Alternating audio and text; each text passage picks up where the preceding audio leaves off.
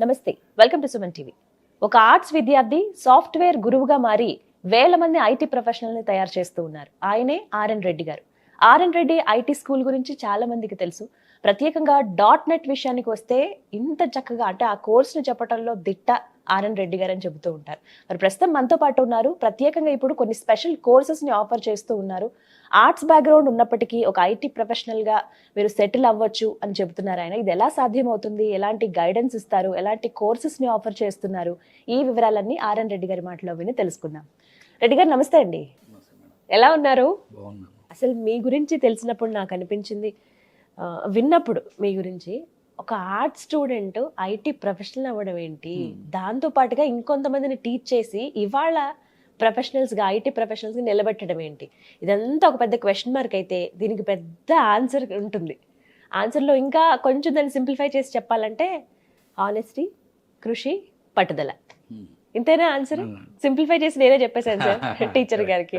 But so happy మీతో మాట్లాడడం. ఎందుకు అనంటే చాలా మంది అండి, మా అబ్బాయి ఐటీ ప్రొఫెషన్ అవ్వాలనుకుంటున్నాము, మా అమ్మాయి ఇలా చదివితే బాగుంటుంది అనుకుంటున్నాము, కానీ ఏవో కారణాల వల్ల తనకి మ్యాథ్స్ సరిగ్గా రాదనో ఏది సరిగ్గా రాదనో వేరే సబ్జెక్ట్ ఇద్దని సైన్స్ గ్రూప్ తీసేసుకుంది. కానీ ఇప్పుడు మా అమ్మాయి ఐటీ వైపు మనసు మళ్ళింది, నేను ఐటీ ప్రొఫెషనల్ అవుతానంటుంది.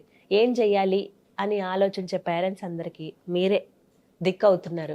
అలా అయ్యి వాళ్ళు ఐటీ ప్రొఫెషనల్గా నిలబెట్టారు. ఇలా చాలా ఎగ్జాంపుల్ సార్, నేను ఎన్నని చెప్పాలి. నేను చెప్తే మేబీ అది ఎక్కువ అనుకుంటారేమో, కానీ అలా జాబ్ పొంది ఇవాళ వాళ్ళ అమ్మ నాన్నకి ఆసరాగా నిలబడిన స్టూడెంట్స్ కానీ ఆ జాబ్ హోల్డర్స్ ఎవరైతే ఉన్నారో వాళ్ళు ఎప్పటికీ మీకు రుణపడే ఉంటారు.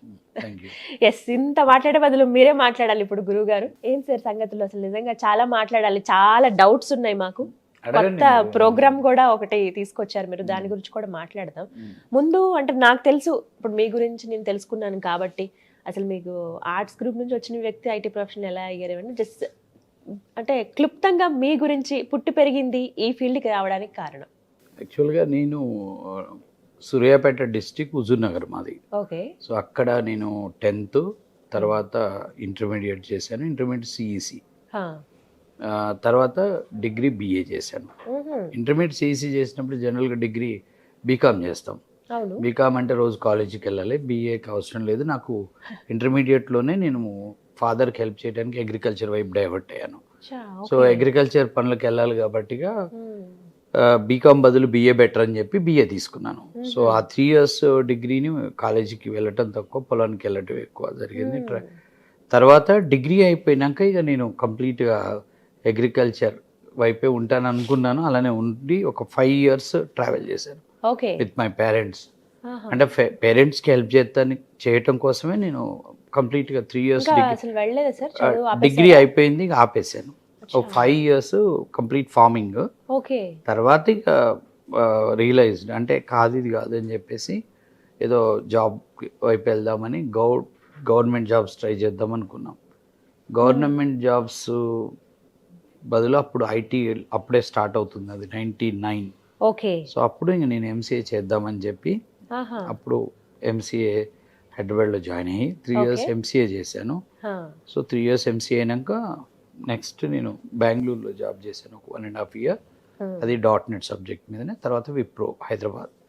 సో తర్వాత యుఎస్ వెళ్దాం అనుకొని ప్లాన్ చేసుకుంటే అది వీసా మల్టిపుల్ టైమ్స్ రిజెక్ట్ అయినాక ఆ ఫైర్తో టీచింగ్ చేద్దాం, అమీర్పేటలో క్లాసెస్ చెప్దాం అని చెప్పి ఇక డిసైడ్ అయిపోయి వచ్చి ఇక్కడ జాబ్ని వదిలేసి ఇక్కడ అమీర్పేటలో ఒక 2-3 స్టార్ట్ చేశాను.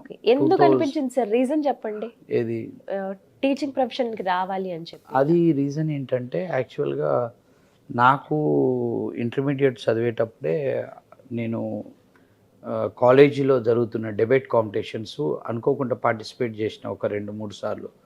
ఎప్పుడు మాట్లాడినా కానీ ఫస్ట్ ప్రైజ్ వస్తుంది అంటే నేను నాలో ఆ ప్రజెంటేషన్ స్కిల్స్ ఉన్నాయని ఫస్ట్ అప్పుడు అది అర్థమైంది. తర్వాత ఎంసీఏ అయినాక నేను ఒకసారి కోచింగ్ తీసుకుందామని అమీర్పేట వచ్చి ఇదే .NET సబ్జెక్ట్కి ఒక డెమో అటెండ్ అయినప్పుడు అక్కడ ఒక ఫ్యాకల్టీ hundreds of పీపుల్కి చెప్తున్నప్పుడు నాకు కొద్దిగా గ్రేట్ అనిపించింది.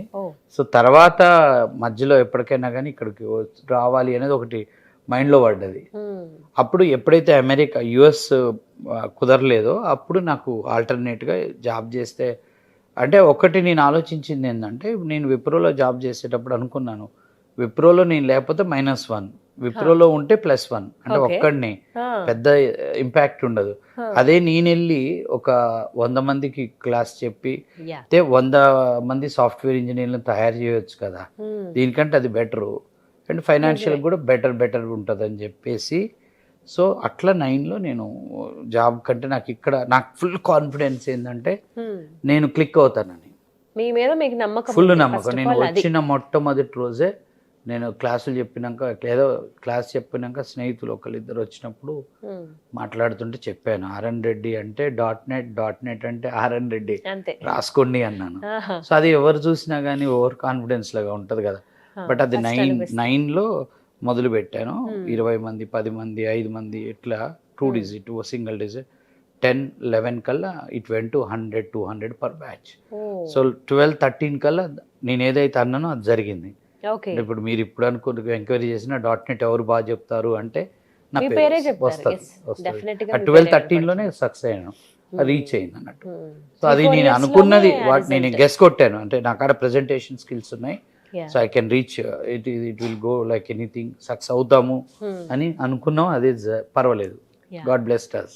సో మొత్తం మీద 2-3 ఏళ్లలోనే ఆ సక్సెస్ అందుకున్నారు. చూసాము. తెలిసింది మీకు యా, ఈ యా, path బానే ఉంది అని చెప్పి. అర్థమైంది. ఆర్ట్స్ చదివి ఐటీ వైపుకి రావటం ఏమో ఒక రీజన్, అప్పుడు సాఫ్ట్వేర్ కనపడుతుంది బాగా, వైనాట్ అని వచ్చాను. Yeah yeah. తర్వాత జాబ్ చేస్తూ సాటిస్ఫాక్షన్ లేదు, సరే యూఎస్ వెళ్ళేది ఆగపటం, జాబ్ సాటిస్ఫాక్షన్ లేకపోవటం. మీరు అన్నట్టు జనరల్గా ఒక్కొక్కడికి ఒక రకమైన ప్యాషన్ ఉంటుంది. ఉంటుంది సార్. నిజమే. సో కామన్ అది నాకున్న ప్రెజెంటేషన్ స్కిల్సే నన్ను అమీర్పేటని, నాకు ఇప్పుడు ఆలోచిస్తే కూడా ఎందుకు ఐడియాలు వచ్చినాయో నాకే అర్థం కాదు. ట్రాక్టర్ తోలుతూ పొలం చేస్తుంటే సడన్గా మళ్ళీ ఎంసీఏ ఇటువైపు చదవాలనుకోవటం, ఎంసీఏ వాడిని జాబ్ చేస్తున్నప్పుడు జాబ్నే ఇంకో లెవెల్కి వెళ్ళొచ్చు కదా, ఇలా ఇంత మందిని సాఫ్ట్వేర్ డైవర్ట్ ఇంజనీర్లుగా చేసింది. తయారు చేయాలని రాసింది సార్. అందుకనే హిట్ వచ్చేసారు. అది కాదు, జరుగుతాయి అవన్నీ అట్లా, నిజంగా కొన్ని డెస్టినీ that's it. sides. అంతే కాదు, అలా జరిగింది. సో మొత్తం మీద అప్పటి నుంచి ఫస్ట్ ఎంత మంది స్టూడెంట్స్ తో స్టార్ట్ చేశారు సార్? ఫస్ట్ బ్యాచ్ 2-3 ఉన్నారు. అప్పుడే పేరు పెట్టారా? ఇద్దరే. ఆర్ఎన్ రెడ్డి ఐటీ స్కూల్ అని అప్పుడే లేదు పెట్టేశారా? లేదు, అప్పుడు నేను ఇన్స్టిట్యూట్ ఏం పెట్టలేదు. I Okay. Worked with other institute. First Okay. RS brothers పైన ఆ, మ్యాట్ సాఫ్ట్వేర్ సొల్యూషన్స్ అని ఒక చిన్న ఇన్స్టిట్యూట్ ఉండే, అచ్చా, ఓకే. ఆ. వాళ్ళకి కాడ క్లాసులు చెప్పాను. Okay. 2-3 అట్లా ఉండేవాళ్ళు, తక్కువ ఉండేవాళ్ళు. Hmm. అక్కడ 1 year చెప్పాను. Hmm. చెప్పినప్పుడే అతను అన్నాడు, నువ్వు you are going to be, అంటే మీరు ట్రైనింగ్ మార్కెట్ని వెళ్తారు అంతే. అని నా దగ్గర ఉండరు అన్నాడు. 1 yearలో అక్కడి నుంచి కొంచెం పెద్ద ఇన్స్టిట్యూట్స్ నుంచి ఆఫర్ వస్తుంది. Hmm. అక్కడ సత్య టెక్నాలజీస్ అని ఒక ఇన్స్టిట్యూట్లో Hmm. అక్కడ పనిచేశాను 2010 నుంచి 19 వరకు.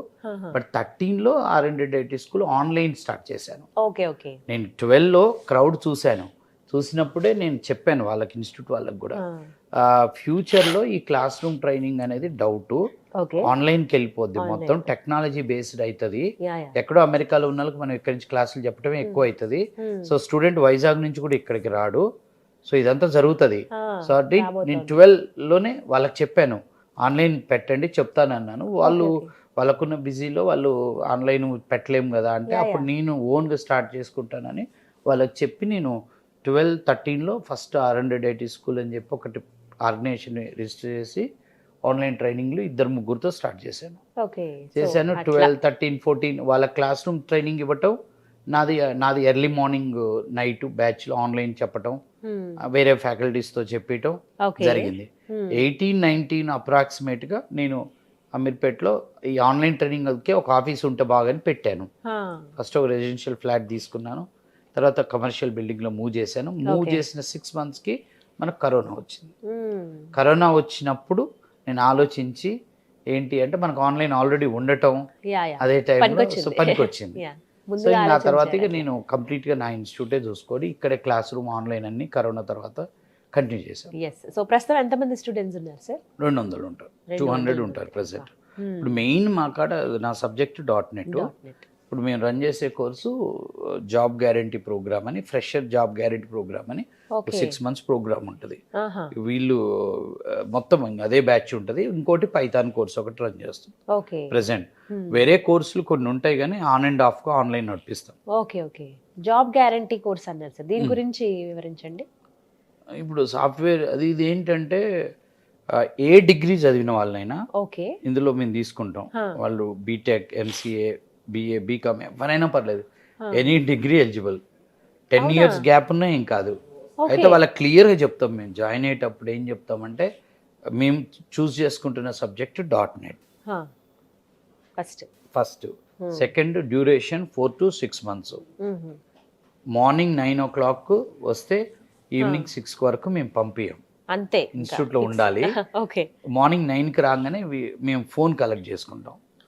స్మార్ట్ ఫోన్ని ఇప్పుడు ప్రతి ఒక్కడికి నాశనం చేసేది అదే నా దృష్టిలో. ఫోన్ హ్యాండ్ ఓవర్ చేసుకుంటాము.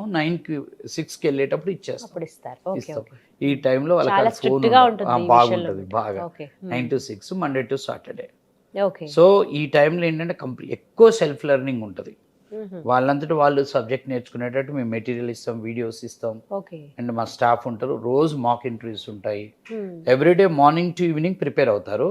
ప్రిపేర్ అయ్యేటప్పుడు వాళ్ళు ఈరోజు ఏ టాపిక్ ప్రిపేర్ అయ్యారో ఆ టాపిక్లో వాళ్ళే క్వశ్చన్ పేపర్ తయారు చేసుకోవాలి. ఈరోజు మీరు టాపిక్ ప్రిపేర్ అయ్యారు, నేను టాపిక్ ప్రిపేర్ అయ్యాను. లైవ్ క్లాస్ వేరే ఉంటుంది. వీడియో బేస్డ్గా ఎవరు టాపిక్ వాళ్ళు ప్రిపేర్ అవుతుంటారు మార్నింగ్ టు ఈవినింగ్. ప్రిపేర్ అవుతున్నప్పుడు నేను C#.NET ప్రిపేర్ అవుతాను, మీరు ASP.NET అవుతారు. మీ టాపిక్ మీరు ఒక వైట్ పేపర్ మీద క్వశ్చన్ పేపర్ రాసుకోమంటాను. You have to prepare your own question paper.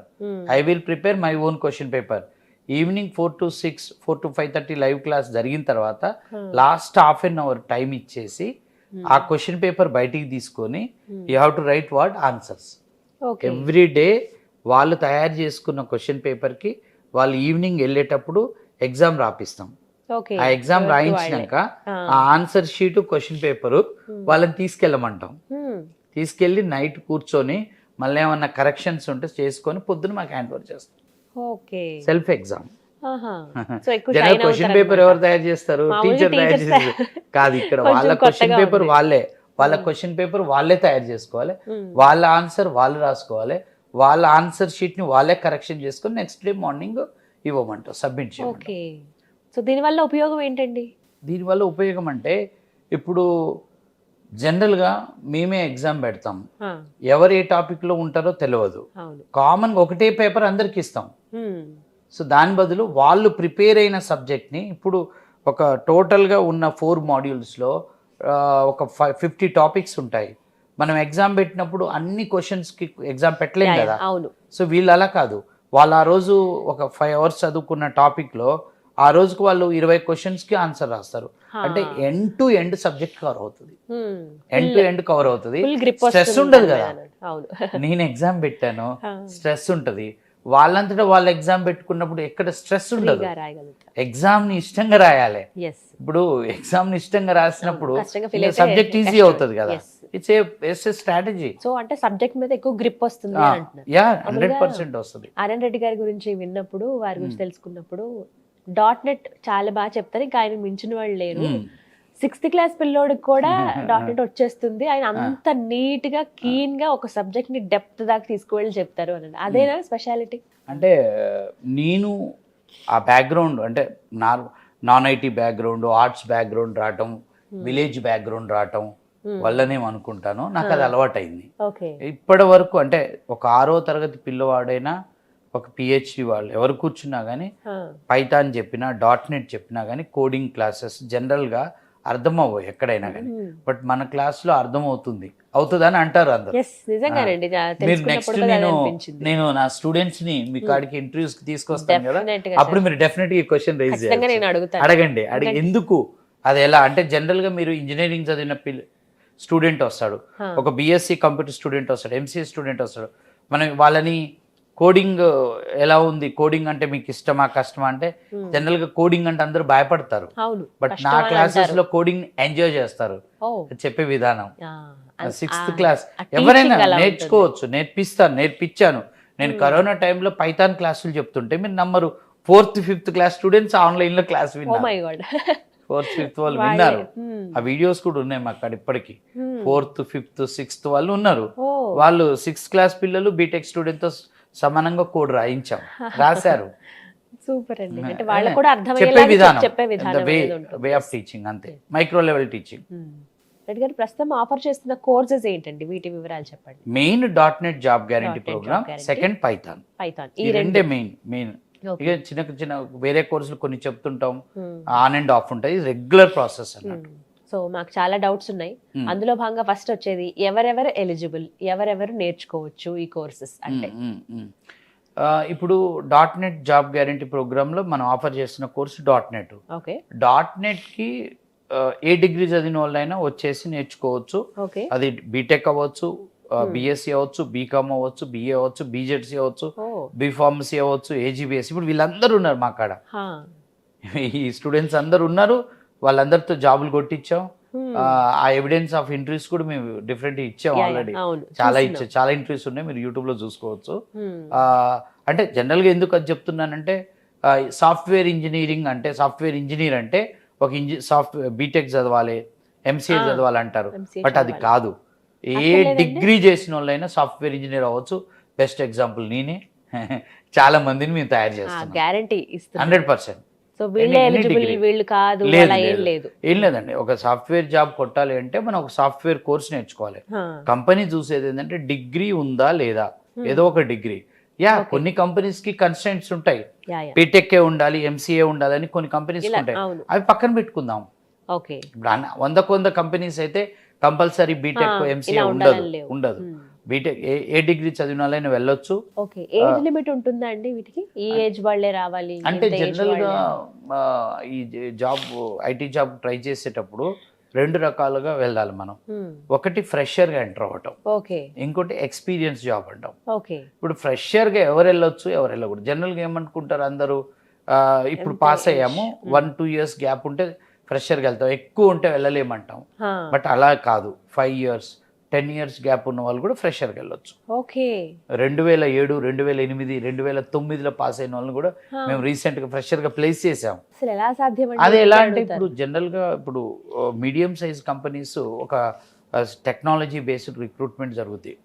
.NET నేర్చుకున్న వాళ్ళ కోసం చూస్తారు, జావా నేర్చుకున్న వాళ్ళ కోసం చూస్తారు. అలా చూసినప్పుడు అంత అంటే 100% ఖచ్చితంగా 22 పాస్డ్ 23 పాస్డ్ ఉండాలనేది ఖచ్చితంగా అన్ని కంపెనీస్ అయితే చూడవు. మేము చూసిన దాన్ని బట్టి కొన్ని కంపెనీస్ చూస్తాయి, కొన్ని కంపెనీస్ వరకు గ్యాప్ ఉన్నా పర్వాలేదు, ఆ టెక్నాలజీలో ఎక్స్పర్టైజా కాదా చూస్తారు. సో మేము అందుకనే మేము టేకింగ్ 10 years గ్యాప్ వాళ్ళని కూడా. ఇప్పటి వరకు మీరు ఇట్లా ప్రొఫెషనల్ గా తయారు చేసిన వాళ్ళల్లో ఎక్కువ గ్యాప్ తీసుకున్న వాళ్ళు ఎంత మంది ఉన్నారండి? చాలా మంది ఉంటారు. అవునా? ఇప్పుడు ఉన్న బ్యాచ్ లో మీరు 200 మందిలో 50 మంది గ్యాప్ ఉన్న వాళ్ళే ఉంటారు. ఎన్ని ఇయర్స్ గ్యాప్ ఉంటుంది? 23 కదా, 2009, 10, 11, 12 పాస్ వాళ్ళు ఉన్నారు. ఇప్పుడు 50 మంది ఉన్నారు.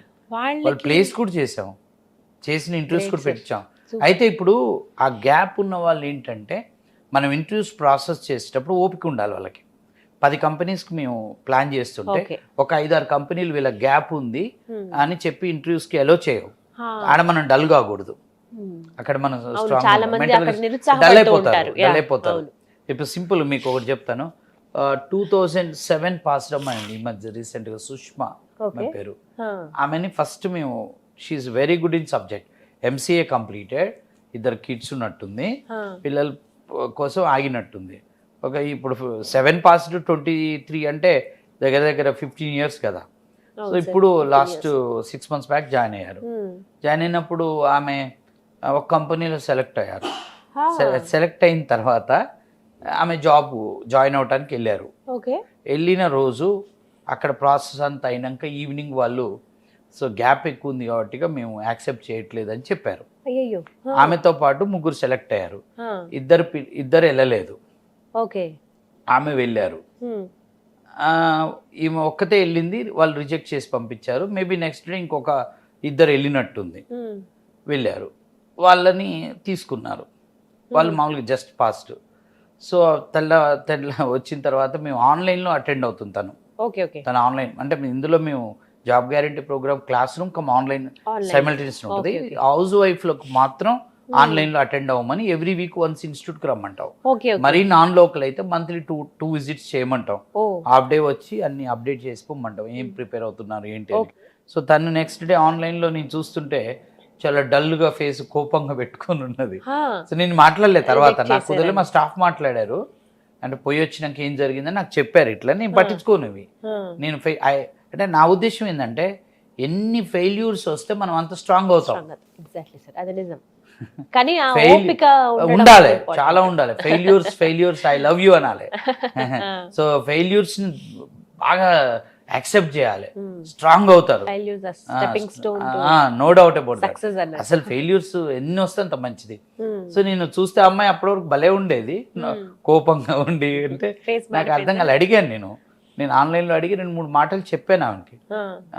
నువ్వు ఒకసారి రా ఇన్స్టిట్యూట్కి మాట్లాడాలి, ఇది కాదు, ఈ ఒక్క ఇంటర్వ్యూ కాదు, నీకేం కాదంటే ఏదేదో మాట్లాడుతుంది. నేను రాను సార్, నేను 1 వీక్లో ఇంటర్వ్యూ ఉంది కదా, దానికి వస్తాను లేండి అంటుంది కోపంగా. సో పిలిపించాను, నెక్స్ట్ డే పిలిపించేసి కూర్చోబెట్టి చెప్పాను, ఇప్పుడు నువ్వు టెక్నికల్గా క్లియర్ అయ్యావు, నువ్వు టెక్నికల్గా క్లియర్ అవ్వకపోతే నీది తప్పు. అప్పుడు అనుకో సో వాళ్ళు గ్యాప్ ఉందని వద్దన్నారు. ఏమవుతుంది, ఇంక ఇంటర్వ్యూస్ ఉంటాయి కదా, నీకు ఇంతకంటే బెటర్ ఆఫర్ వచ్చేది ఉందేమో అన్న. లేదు సార్, నేను అనవసరంగా ఆఫర్ లెటర్ ఇవ్వకుంటేనే, అంటే జనరల్గా ఈ మీడియం సైజ్ కంపెనీస్ అంట ఆఫర్ లెటర్ కొంతమంది ఆ రోజు జాయిన్ అయిన రోజు ఇస్తారు, కొంతమంది ముందు ఇస్తారు అని అంటుండే. లేదు అలా కాదు. ఇంకోటి, నేను అందరితో పోకుంటే నేను ఒక్కదాన్ని వదిలేయటం కూడా నాకు తప్పైనట్టుంది అని ఇట్లా అంటే, నువ్వు ఓపిక పట్టు, నా మాట విను, నువ్వు చూడు అన్న. 2 days తర్వాత నెక్స్ట్ ఇంకో కంపెనీ జరిగింది ఇంటర్వ్యూ. దీనికంటే బెటర్ కంపెనీ, దీనికంటే బెటర్ ప్యాకేజీలో జాబ్ వచ్చింది. ఓ సూపర్ జాబ్ వచ్చింది, జస్ట్ 1 weekలో వచ్చింది. సూపర్ అండి. సో ఆ ప్యాకేజీకి ఈ ప్యాకేజీకి అప్రాక్సిమేట్గా 50,000 తేడా వచ్చింది. బా సో నేను అనేది ఏంటంటే, ఇప్పుడు ఓపిక ఉండాలి, పేషెన్సీ. అంటే నేను జాయిన్ అయ్యేటప్పుడే చెప్తాను, అప్రాక్సిమేట్గా 6 months అంటున్నాం. 6 months అంటే ఊరు నుంచి బస్సు బయలుదేరేటప్పుడు ఎప్పుడు వెళ్తుంది అంటే 10 o'clock వెళ్తుంది అంటాడు. అంటే 10కి మనది ఎక్కడో రామోజీ ఫిల్మ్ సిటీ దగ్గర ఉంటుంది బస్సు. డ్రైవర్తో పోయి కొట్లాడకూడదు కదా, 10 అన్నావు ఇక్కడ ఉన్నావు ఇంకంటే ఎన్నో కన్స్ట్రైంట్స్ ఉంటాయి. అప్రాక్సిమేట్ టైం చెప్తాడు, 11 అవుతుంది, 12 అవుతుంది. అట్లనే 6 months అంటాం. చాలా మంది పిల్లలు మాతో 6 months కాగానే వచ్చి సార్ జాబ్ ఏది అంటారు, జాబ్ నా జేబులో ఉందా అంటారు. నేను అది కాదు, ఇది అందాజా టైం మాత్రమే. 6 months పట్టొచ్చు, 8 months పట్టొచ్చు, 9 months పట్టొచ్చు, 10 months పట్టొచ్చు, 3-4 months జాబ్ వచ్చిన వాళ్ళు ఉన్నారు. అంటే జాబ్ గ్యారంటీ ప్రోగ్రామ్ లో జాయిన్ అయ్యి ఫస్ట్ ఆ కోర్స్ అంతా కంప్లీట్ చేయడానికి మేము 4 months అనుకుంటాం. ప్లేస్మెంట్ కి 2 months అని పెట్టుకుంటాం. 4 months సిలబస్ మీరే పంపిస్తారా సార్ ప్లేస్మెంట్? ఇంటర్వ్యూస్ కన్నీ కంపెనీస్ వచ్చి మా దగ్గర డ్రైవ్ కండక్ట్ చేసుకుంటాయి. లేదంటే drive only scheduling for our students. మేము కంపెనీస్ తో మాట్లాడేటప్పుడు చెప్తాం, ఆ డ్రైవ్ కి వేరే స్టూడెంట్ రావడానికి వీల్లేదు. మా 20 మంది స్టూడెంట్స్ 10 మంది 5 మందికే పెడతా డ్రైవ్, ఎక్కువ మందిని పెట్టను. ఎందుకంటే ఇప్పుడు మనం మ్యాంగోస్ అమ్మేవాడు 10 బుట్టలు పెట్టాడు అనుకోండి, మనం చూస్ చేసుకునే ఇది బాగాలేదు, అది బాగాలేదు, ఇది బాగాలేదు అంటారు. అదే ఒకటే బుట్ట పెట్టావు అనుకుంటే అందులో 4 కొనుక్కుంటాం. అదే హ్యూమన్ సైకాలజీ. అట్లనే ఎక్కువ మంది స్టూడెంట్స్ని కంపెనీకి చూపించినప్పుడు కూడా అవైలబిలిటీ పెరిగేసరికి వాళ్ళు కూడా చూసింగ్ అంతా డిఫరెంట్గా ఉంటుంది. అందుకని లెస్ నెంబర్కే ఇంట్రెస్ట్ పెట్టిస్తాం. వేరే స్టూడెంట్స్ ఉన్నప్పుడు డ్రైవ్ పెట్టాం. మా ఇన్స్టిట్యూట్లో జరిగే డ్రైవ్లో 10 మంది 20 మంది 30 మంది మ్యాక్స్ 40 మంది ఉంటారు ఒక్కోసారి, ఎందుకంటే ఎక్కువ ఉంటారు. బయటకు పంపించినప్పుడు కూడా 15-20 మందికే షెడ్యూల్ చేస్తాం ఇంటర్వ్యూస్. వేరే గ్రూప్లు ఉండవు, పెట్టద్దు అంటాం. వేరే ఇన్స్టిట్యూట్ స్టూడెంట్తో కలపొద్దు, ఓపెన్ డ్రైవ్ వద్దు, మేము షెడ్యూల్ డ్రైవ్ అలానే పెట్టిస్తాం. సో అదే అక్కడ ఆమెకి ఏం జరిగింది, గ్యాప్ అదే ఫస్ట్ ఫెయిల్ అయింది, తర్వాత సక్సెస్ అయింది. ఈ డ్యూరేషన్ కాడ కూడా ఇదే అంటాం, 6 months అంటాం కానీ 6 months కి బల్లగుద్దినట్టు కాదు. ప్రిపరేషన్ కి 4 నెలలు అన్న కాడ 8 నెలలు పడుతుంది కొంతమందికి, గ్రాస్పింగ్ బట్టి ఉంటది. ఇప్పుడు టెస్ట్లు పెడతానన్నారు కదా సార్, ఇంకా ఏమన్నా వాళ్ళకి టెస్ట్లు అవి ఉంటాయా? రిటర్న్ టెస్ట్ ఉంటుంది, మాక్ ఇంటర్వ్యూస్ చేస్తాం, రెగ్యులర్ గా చేస్తాం. వాళ్ళకి క్వశ్చన్ బ్యాంకులు ఇచ్చేసి ఏం ప్రిపేర్ అయ్యారు రాసుకుంటారు. ఎవ్రీ ఆల్టర్నేట్ డే మాకున్న బిజీ షెడ్యూల్లో ఒకసారి వీక్లీ వన్స్ ట్వైస్ ఒక్కోసారి రెగ్యులర్ గా పడుతుంటాయి మాక్ ఇంటర్వ్యూస్. ఫస్ట్ లో రెగ్యులర్ గా పెట్టేవాళ్ళం, స్ట్రెస్ అవుతున్నారని తగ్గించాము. ఒకవేళ ఆ టెస్ట్ లో ఏమన్నా ఫెయిల్ అవ్వటమో లేకపోతే అన్ని అవుతూనే ఉంటాయి మేడం, ఇన్పుట్స్ ఇస్తుంటాం. మాకు ఇంటర్వ్యూ చెప్పలేదు కదా అని వాళ్ళు ఏదో మీరు బ్యాడ్ అనేది ఏం లేదు. అసలు మేము వాళ్ళ పర్ఫార్మెన్స్ గురించి చిన్న నెగిటివ్ లైన్ కూడా ఉండదు.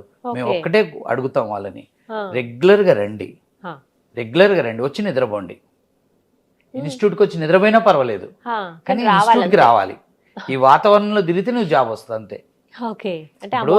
ఇన్స్టిట్యూట్కి వస్తాడు, నేను మాట్లాడతాను, క్లాస్ చెప్తాను, పక్క స్టూడెంట్ చదువుతుంటాడు, వీడు నిద్ర ఎందుకు పోతాడు? ఫైర్ ఉంటది కదా. ఇన్స్టిట్యూట్కి వస్తే చాలు. డ్యూరేషన్ అనేది depends upon the student. Okay. రెగ్యులర్గా రమ్మంటాను నేను. సో మార్నింగ్ Main- టైం ఒకసారి 9 o'clock, 9 to 6. 9 to 6, 6:30, ఒకసారి 7 కూడా అవుతుంటుంది, నడుస్తుంటాయి యాక్టివిటీ. సో ఇక ఫిక్స్ అది ఆ టైం అయితే ఫిక్స్. అమ్మాయిలని హాఫ్ అన్ అవర్ ముందు పంపిస్తాం, అబ్బాయిలని హాఫ్ అన్ అవర్ లేట్ పంపిస్తాం, టు పంపిస్తారు. Save the boys. Save the boys. Okay okay అది నేను మొదటి నుంచి ఫాలో అవుతాను, ఓకే. మా పిల్లలకి తెలుసు ఆ విషయం. ముందు అమ్మాయిని Separate గా పంపిస్తాను, తెలుస్తుంది. అదే డే టైమ్ సండే ఆఫ్టర్నూన్ క్లాసులు అయితే ఫస్ట్ అబ్బాయిల్ని పంపించి తర్వాత అమ్మాయిని పంపిస్తాను. తర్వాత ఓకే మీ ట్రిక్ ఫాలో అవుతున్నారు అనమాట. అది హాలిడేస్ ఎప్పుడు ఉంటాయి సార్? సండే. సండే ఫెస్టివల్ గిస్టివల్ ఏం హాలిడేస్ ఉండవు. దసరా రోజు అయ్యో. ఇన్స్టిట్యూట్ ఉంటుంది, సంక్రాంతి రోజు ఇన్స్టిట్యూట్ అంతేనా? ఉంటుంది. వచ్చినా రాకపోయినా ఇన్స్టిట్యూట్ మాత్రం ఉంటుంది అంతే. ఉంటుంది, ఒక్క సండేనే క్లోజ్. ఓకే. అది కూడా మా స్టాఫ్ రెస్ట్ తీసుకోవటానికి. సండే కూడా పెట్టేవాళ్ళం ఇదివరకు. ఎంతమంది స్టాఫ్ ఉంటారు సార్? 10 మంది ఉంటారు. వాళ్ళు మొత్తం అడ్మినిస్ట్రేషన్, ఒక 2 టెక్నికల్ స్టాఫ్ ఉంటారు, వాళ్ళు మాక్ ఇంటర్వ్యూస్, ఫ్యాకల్టీస్ ఉంటారు, ఓకే. వాళ్ళు రిమైనింగ్ సబ్జెక్ట్స్ టీచ్ చేస్తారు, వీళ్ళకి డౌట్స్, టెక్నికల్ గైడెన్స్ ఇదంతా ఉంటుంది. మిగిలిన 8 మెంబర్స్ మొత్తం administration, fee, counselling, Okay, okay. ఇదంతా అడ్మిషన్ ప్రాసెస్. ఇందాక మీరు ఒక ఉదాహరణ చెప్పారు ఒక అమ్మాయి గురించి, ఇట్లా గ్యాప్ ఎక్కువ ఉందని చెప్పి, ఇలా ఓపిక సహనం అనేది ఉండాలి దేనికైనా అని చెప్పి. కొంతమంది ఏంటంటే ఈ మధ్య కాలంలో చూస్తున్నాం కదా, ఫేక్ సర్టిఫికేట్స్ ఒకటి క్రియేట్ చేసుకుని, లేదు మేము మొన్ననే పాస్ అవుట్ 1.5 year బ్యాక్, లేకపోతే 2 years బ్యాకే పాస్ అవుట్ అయ్యాము, జస్ట్ ఈ 1 year మాకు ఏదో చిన్న ప్రాబ్లమ్ వచ్చి ఆగిపోయాము, ఎక్కువ గ్యాప్ ఏం లేదు అని చెప్తూ ఫేక్ సర్టిఫికేట్స్ క్రియేట్ చేసి మరి వెళ్ళిపోతూ ఉంటారు. దాని ద్వారా జాబులు వచ్చిన వాళ్ళు కూడా ఉన్నారు సార్. బట్ అవి తర్వాత వాళ్ళ పరిస్థితి ఏంటి అసలు? అలా ఫేక్ సర్టిఫికేట్స్ తో వెళ్ళిన వాళ్ళకి ఏం చెప్తారు మీరు? గ్యాప్ ఉన్న వాళ్ళకి ఫ్రెషర్ గా జాబ్ దొరకదేమో అనే ఒక అనుమానంతో ఓకే. చాలా మంది గ్యాప్ ఉన్న వాళ్ళు ఫేక్ ఎక్స్పీరియన్స్ పెట్టుకొని పెడుతున్నారు. 3 years 4 years పెట్టుకొని వెళ్తారు. అవును. ఈ వెళ్ళే ప్రాసెస్ ఇప్పటిది కాదు, ఇది ఐటీ ఉన్న కానించి ఉంది ఇది.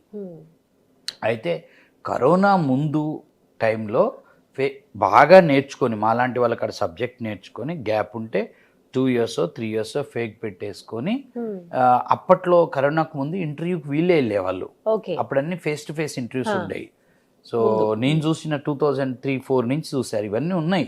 ఓకే. అయితే అప్పుడు డైరెక్ట్గా వెళ్ళేవాడు, సబ్జెక్ట్ నేర్చుకొని మాలాంటి వాళ్ళు అక్కడ ఇంటర్వ్యూస్కి వెళ్ళినప్పుడు 10 పోయాయి, 20, 30, 40, 50, 60 అట్లా. నా స్టూడెంట్ ఒక అతనికి 100 interviews అటెండ్ అయ్యాడు, 101వ ఇంటర్వ్యూలో జాబ్ వచ్చింది. Oh my so he didn't come back. అలా వెళితే ఏం కాదు, కానీ పెట్టిన ఎక్స్పీరియన్స్ ఫేక్ కాబట్టి దేర్ ఇస్ ఎ ఛాన్స్. అసలు వర్క్ చేయకపోయినా మేము 3 years ఎక్కడో వర్క్ చేసామని పెడతారు, బ్యాక్గ్రౌండ్ వెరిఫికేషన్ లో దొరుకుతారు, జాబ్ పోతుంది. సో కరోనా టైంలో ఏం జరిగిందంటే, ఈ ఇంటర్వ్యూలు అన్ని కూడా మనకి ఆన్లైన్ ఇంటర్వ్యూస్ అయినాయి. జూమ్ కాల్ అయ్యేసరికి కొంచెం మ్యానిపులేట్ చేసి చాలా అలా జరిగింది. ఒకళ్ళ ఇంటర్వ్యూ ఇంకొకళ్ళు అటెండ్ అవటం, దాన్ని ప్రాక్సీ అంటారు. ఓకే. సో ఇది ఫాలో అయ్యారు. ఇది ఫాలో అవటం వల్ల ఏం చేశారంటే, వీళ్ళు సబ్జెక్ట్ సరిగ్గా నేర్చుకోకుండా ఎక్స్పీరియన్స్ ఫేక్ పెట్టుకొని వేరే వాళ్ళతో ఇంటర్వ్యూ మ్యానిపులేట్ చేసుకుని ఆఫర్లు తీసుకున్నారు. ఆఫర్లు తీసుకున్నాక వర్క్ కూడా అప్పుడు వర్క్ ఫ్రమ్ హోమ్ ఉండటం వల్ల వీళ్ళ వర్క్ పక్క వాళ్ళు చేసి మేనేజ్ చేశారు. అది కొద్ది రోజులు నడుస్తుంది, ఆ తర్వాత అందరి జాబులు పోయినాయి.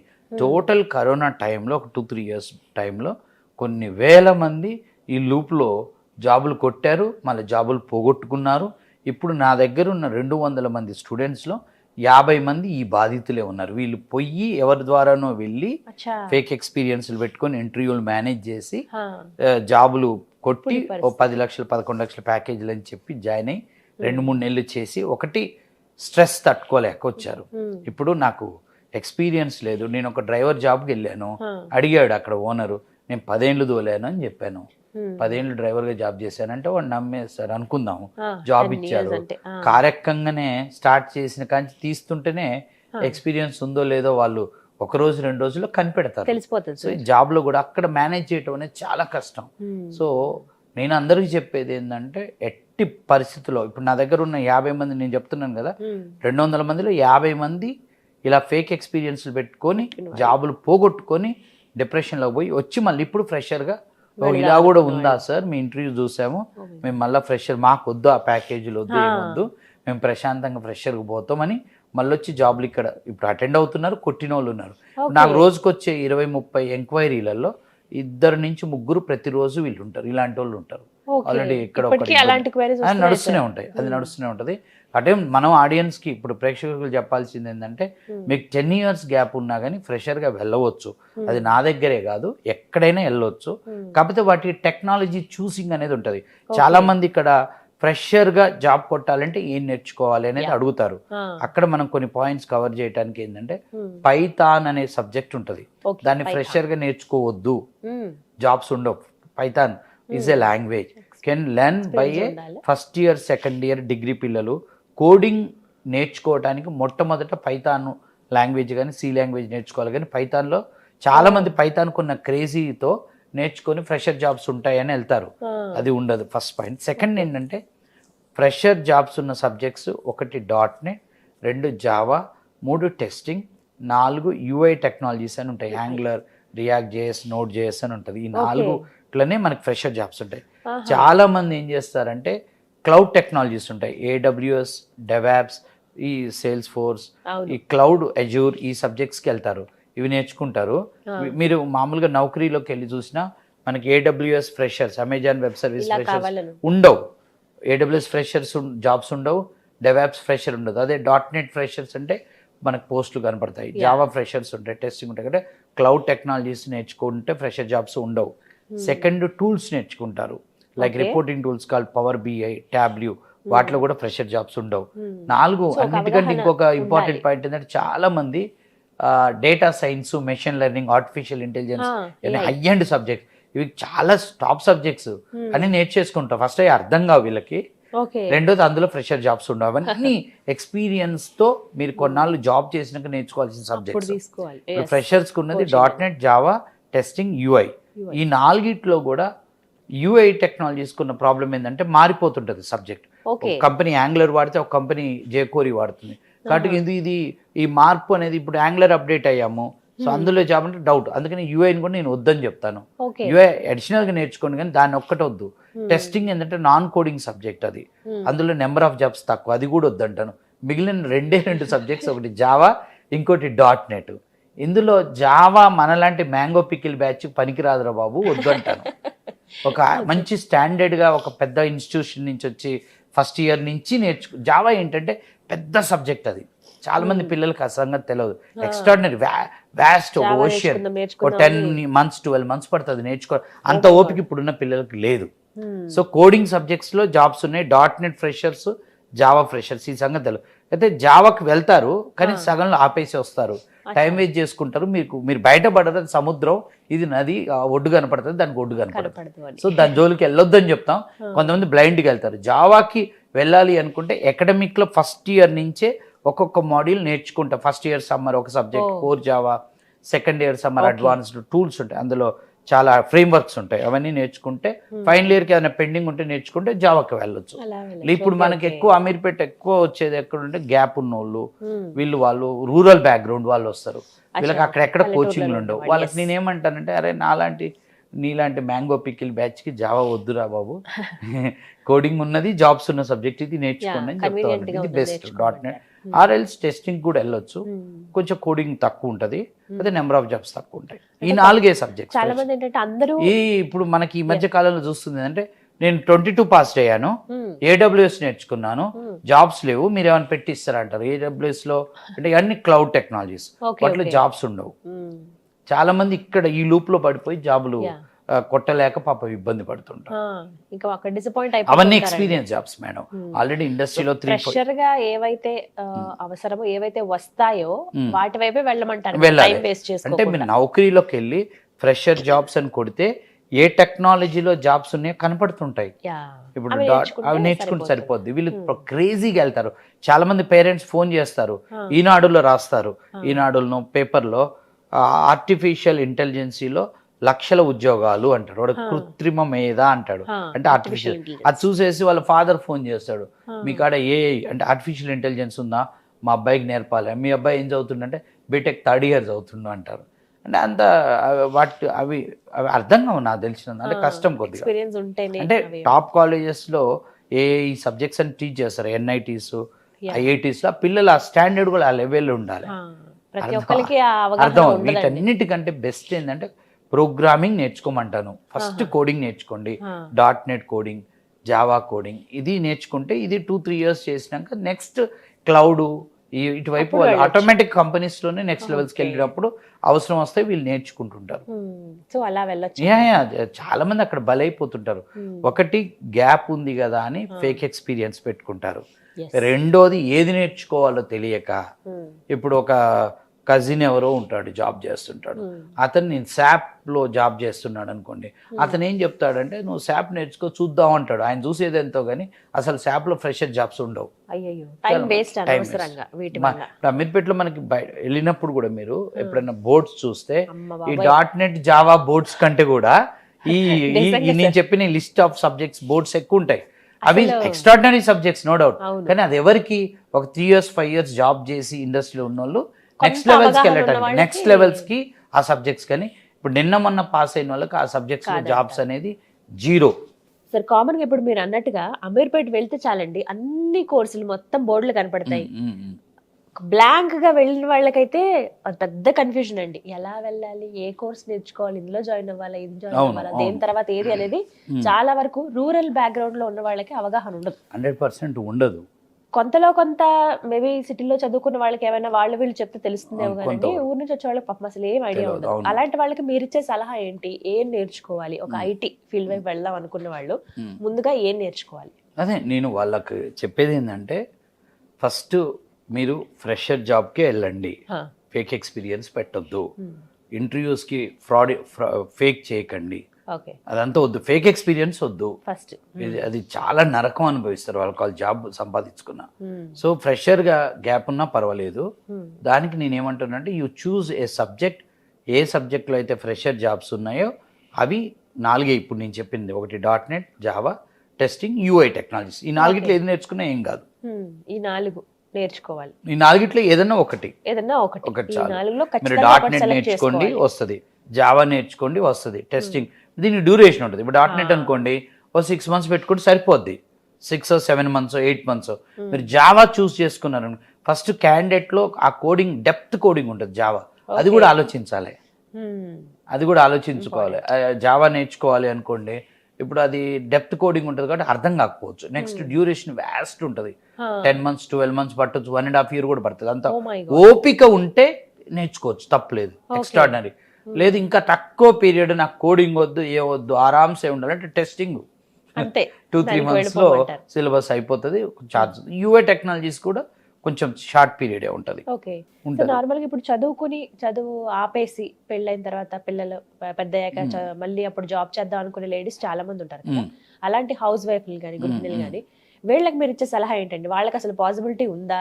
వాళ్ళు ఒక ఫ్రెషర్ గా జాయిన్ అవ్వచ్చా? ఏమేం కోర్సులు నేర్చుకోవాలంటే? అసలు ఇప్పుడు మా ఇంటర్వ్యూస్లో మేము మా స్టూడెంట్స్లో ఒక 50% వీళ్ళే ఉన్నారు. అవునా? హౌస్ వైఫ్లు, గ్యాప్ ఉన్నోళ్ళు.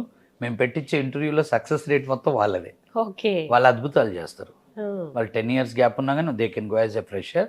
వాళ్ళు ఇంటికాడ ఉండి ఆన్లైన్లో అటెండ్ అవుతూ కూడా మన కోర్స్ నేర్చుకోవడానికి ఇన్స్టిట్యూట్ కి 100% రావాల్సిన అవసరం లేదు. అవైలబిలిటీ ఉంటే బెటరు, బట్ అట్లీస్ట్ వీళ్ళందరినీ ఆన్లైన్లోనే మేము గైడ్ చేస్తున్నాం. వాళ్ళకి కావాలి అంటే మేమేం చెప్తామంటే అట్లీస్ట్ వీక్లీ వన్స్ 10 daysకి ఒకసారి, మరీ దూరంగా ఉంటే నెలకోసారి అన్న 2 అమ్మ అని చెప్తాం. కానీ ఇంటర్వ్యూస్ అప్పటి వరకు ఇన్స్టిట్యూట్కి రావాల్సి వస్తుంది. ఇంటర్వ్యూస్ జరిగేది లాస్ట్ 1 month 2 months రావాల్సి వస్తుంది.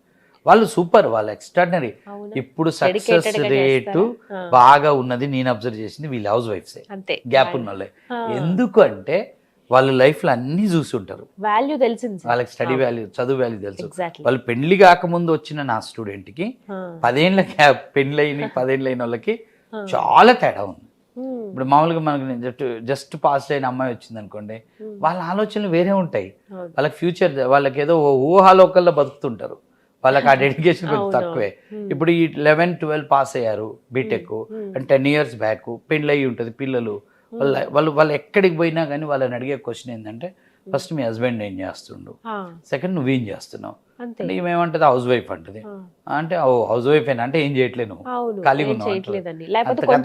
చుట్టాల్లో కాస్త తెలిస్తే బాగానే చదువుకున్నావు కదా, జాబ్ ఎందుకు చేయట్లేదు, లేదు అంటే పలానా వాళ్ళు చేస్తున్నావు నువ్వు చేయట్లేదు. ఇప్పుడు మాకు వచ్చే కౌన్సిలింగ్లలో వీళ్ళు ఘోరం ఏడుస్తుంటారు వచ్చి.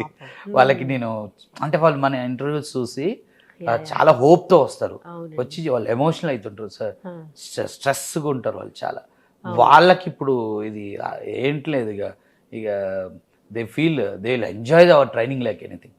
ఇప్పుడు నేను నెక్స్ట్ ఇంటర్వ్యూస్లో తీసుకొస్తాను వాళ్ళని. ఆల్రెడీ కొన్ని చేసాము, ఎక్కువ చేయలే పాప హౌస్ వైఫ్స్ కుదరలే. ఇప్పుడు ఉన్నారు చాలా మంది. 2012, 11, 7, 8, 9 పాస్ అయిన అమ్మాయిలు ఉన్నారు, జాబ్లు కొట్టారు ఆల్రెడీ, పర్సూయింగ్ కూడా ఉన్నారు. వాళ్ళు ఎక్స్ట్రాడినరీ రిజల్ట్. వాళ్ళ హార్డ్ వర్కింగ్ కింద ఎవడు పనికిరాడు. అలాంటి వాళ్ళే వాళ్ళు చూశారు కదా, వాళ్ళు they know the value of subject. అందులోనూ వాళ్ళని చూసి ఇంకొంతమంది వాళ్ళకి అంటే కెరియర్ వాల్యూ, జాబ్ వాల్యూ, డబ్బు వాల్యూ అని తెలుసు కాబట్టి ఏం కాదు. 10 years గ్యాప్న రావచ్చు. వాళ్ళకి మనం ఆడియన్స్కి చెప్పేది ఏంటంటే, సార్ 10 years గ్యాప్ అని వచ్చాను అంటే వాళ్ళకి ఓపిక ఉండాలి, ఓపిక ఉండాలి. గ్యాప్ ఉంది నేను చెప్పా ఇందాక.